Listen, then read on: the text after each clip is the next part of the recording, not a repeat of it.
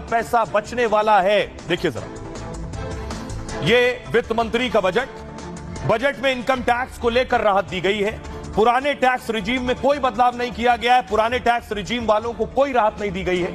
2/3 tax payer नए tax system से जुड़े हैं और नए टैक्स सिस्टम चुनने वालों को राहत दी गई है।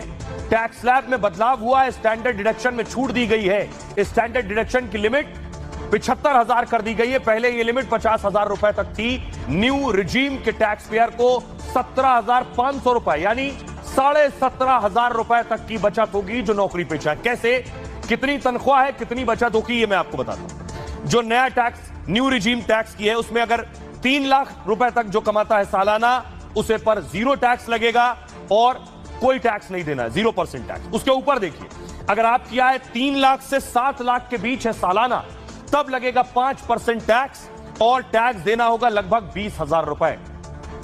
अगर आपकी जो तनख्वाह है वो 7 लाख से 10 लाख तक सालाना है, तो आप पर 10% टैक्स लगेगा और 50,000 रुपए आपको टैक्स के तौर पर देना होगा। अगर आपकी तनख्वाह 10 से 12 लाख रुपए साल की है, तो आपको 15% के हिसाब से टैक्स लगेगा और लगभग 80,000 रुपए सालाना टैक्स कटेगा।